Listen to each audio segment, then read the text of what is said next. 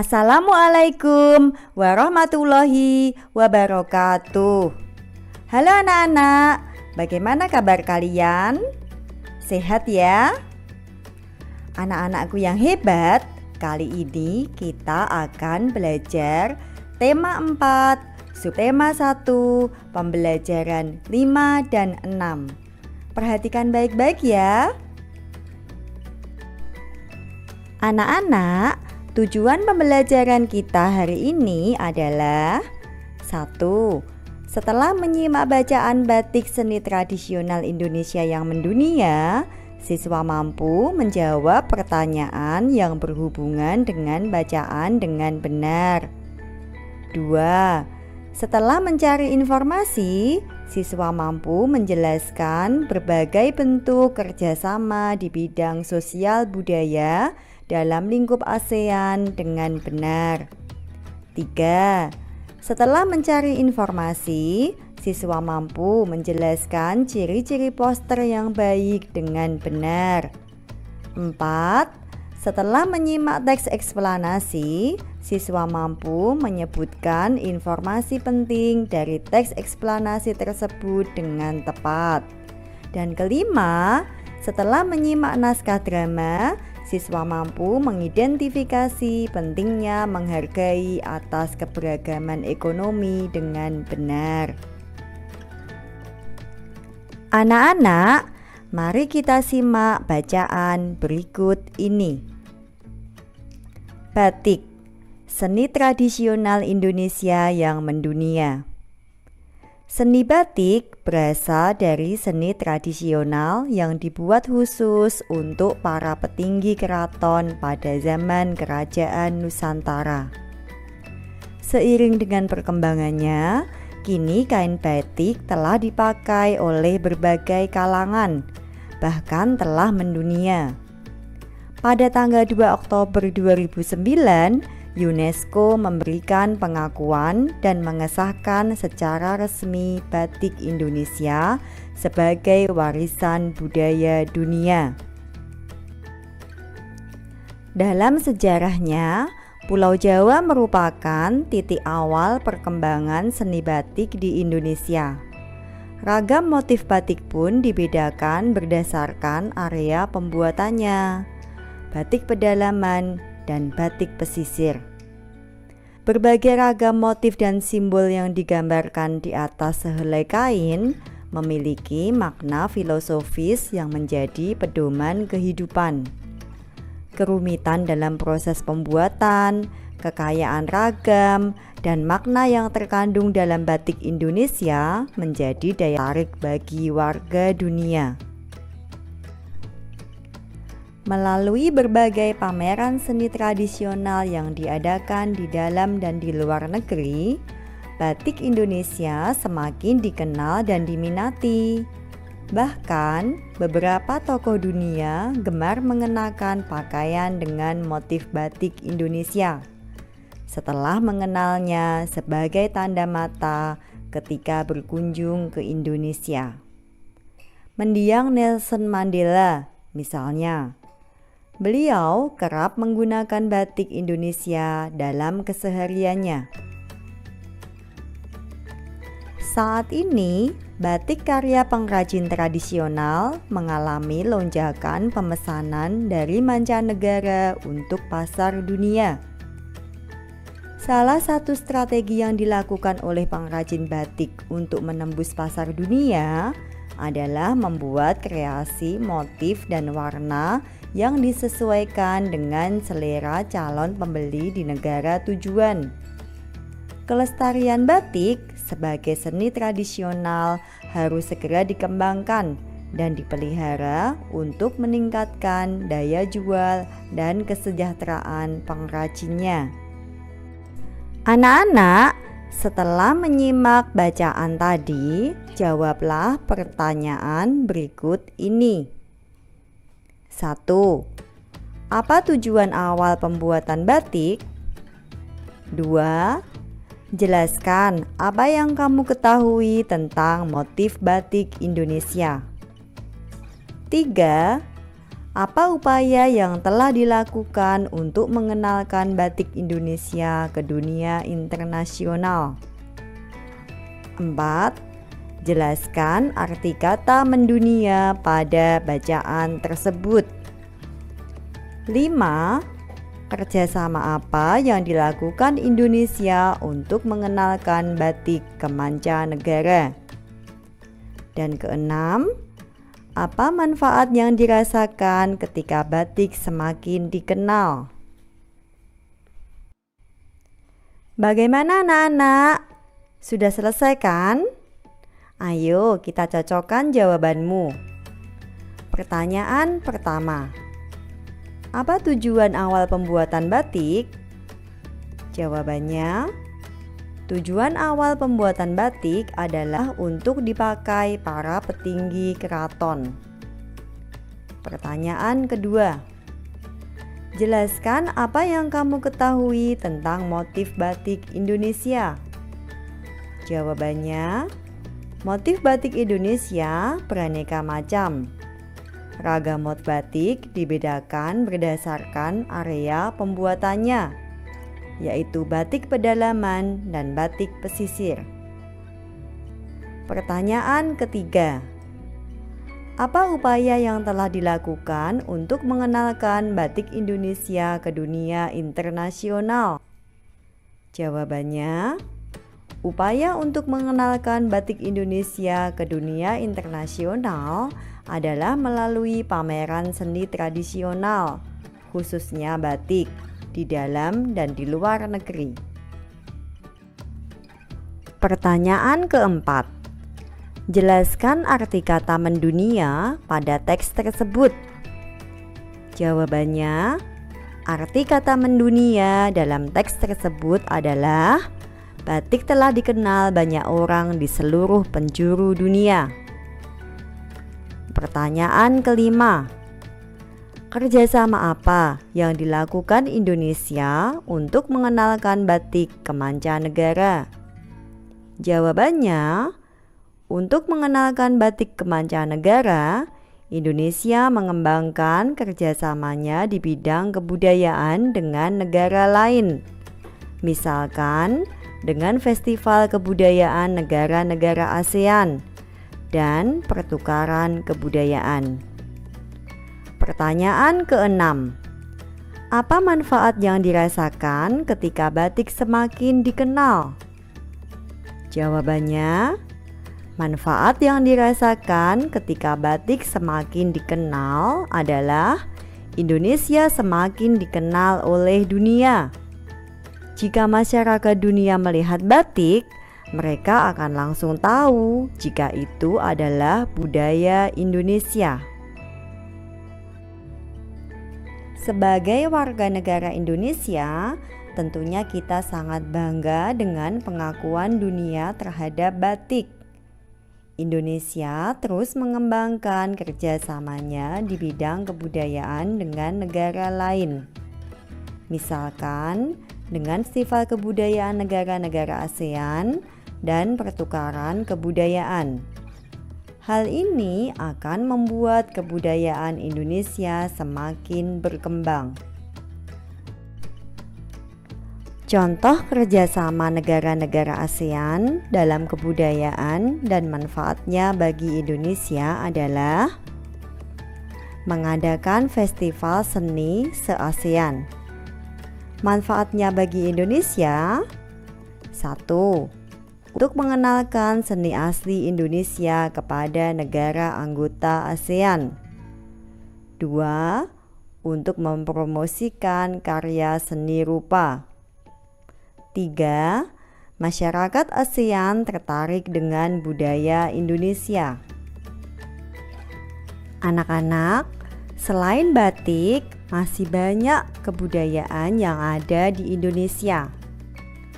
Nah, sekarang tugas kalian adalah membuat poster yang memamerkan salah satu kebudayaan yang ada di tempat tinggalmu. Namun, sebelum kalian membuat poster, Ibu akan mengingatkan kembali tentang ciri-ciri poster yang baik. Ciri-ciri poster yang baik adalah 1. Menggunakan bahasa dan kalimat yang bisa dipahami oleh banyak orang. 2. Menggunakan kalimat yang singkat, padat, dan jelas. 3. Menggunakan gambar yang menarik dan sesuai dengan tulisan.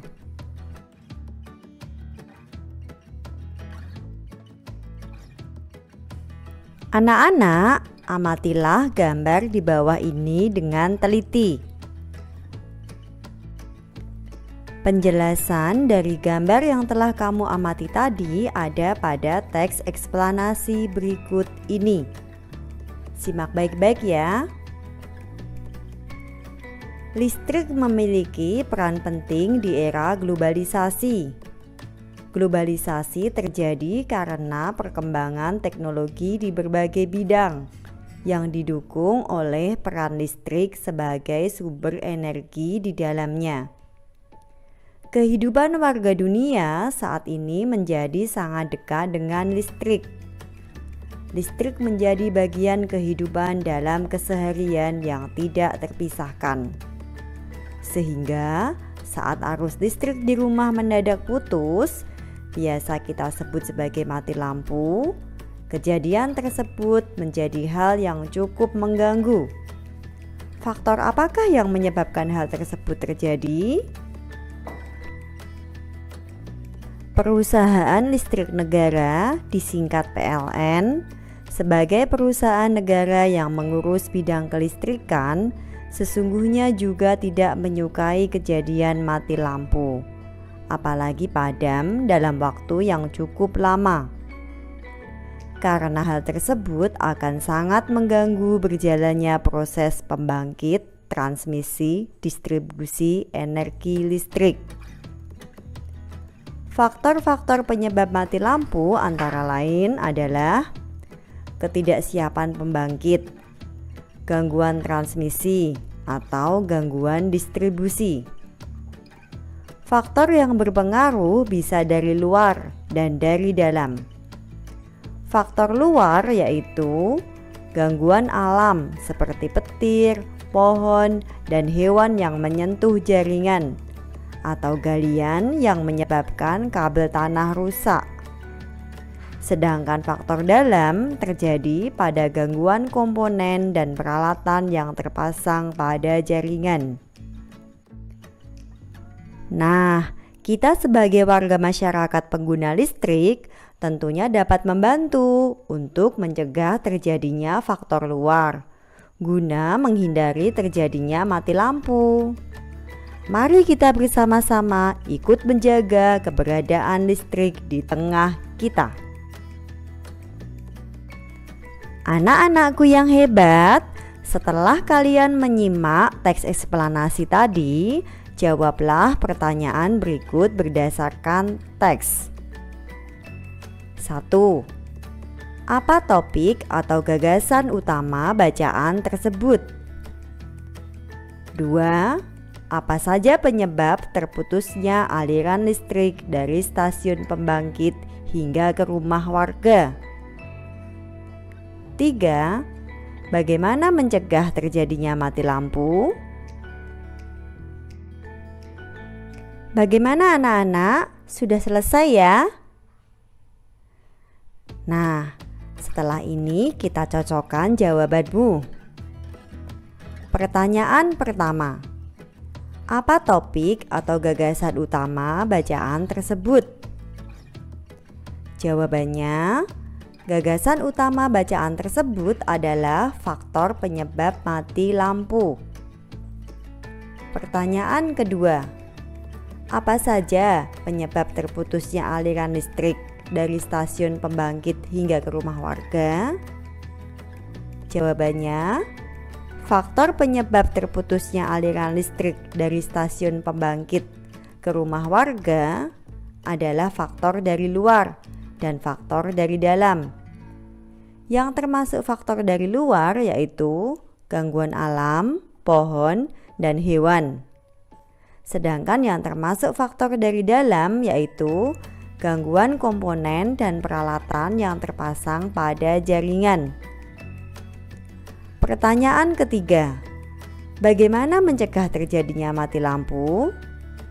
Jawabannya, cara mencegah terjadinya mati lampu yaitu dengan memotong ranting-ranting pohon yang mengganggu jaringan listrik.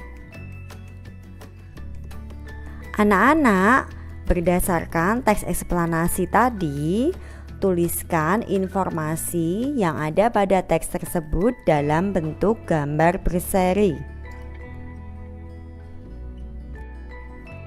Anak-anakku, berikut ini adalah contoh gambar berseri yang dapat kamu buat. Pada halaman 1, kita akan menulis judul, yaitu mati lampu.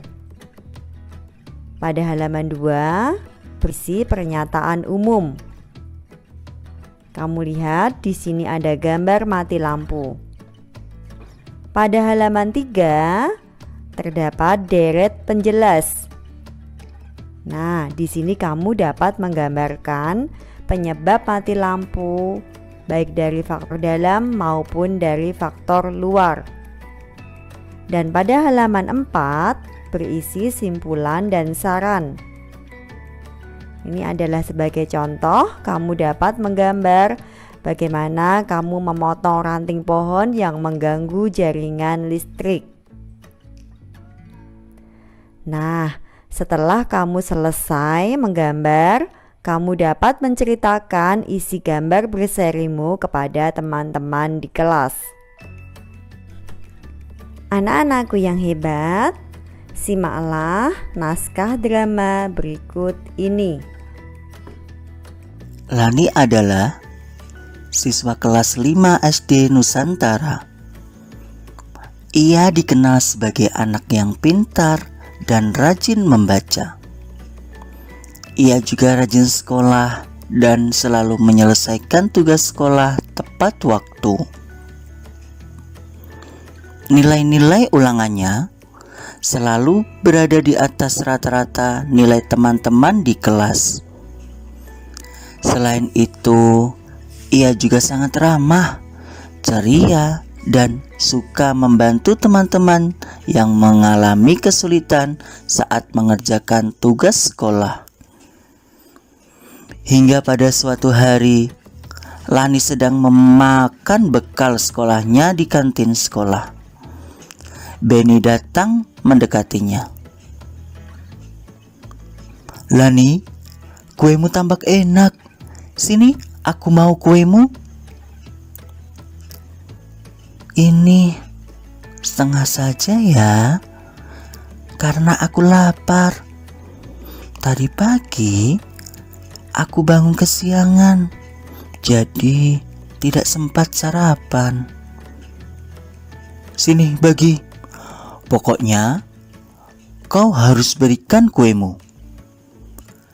Lihat tuh, baju seragamu sangat kumal. Sepatumu juga sobek. Berikan kuemu." Lani tertegun mendengar perkataan Benny. Ia baru menyadari bahwa dirinya memang hanya seorang anak miskin penjajah kue keliling. Ayahnya pekerja serabutan yang tidak menentu penghasilannya. Lani memandangi sepatunya yang tampak mulai menganga, juga seragam sekolahnya yang tidak terlihat warna aslinya. Sejak saat itu, Lani kemudian menjadi anak yang pemurung. Ia tampak selalu sedih dan tidak lagi bersemangat untuk pergi ke sekolah. Anak-anakku, setelah menyimak naskah drama tadi, tugas kalian adalah menjawab pertanyaan berikut ini. 1. Bagaimana karakter tokoh Lani dan Benny? 2. Bagaimana sikap Benny kepada Lani? Apa yang seharusnya Benny lakukan? Jelaskan dan berikan alasan. 3. Bagaimana sikap Lani setelah Benny menghinanya? Apa yang sebaiknya Lani lakukan? Jelaskan dan berikan alasan.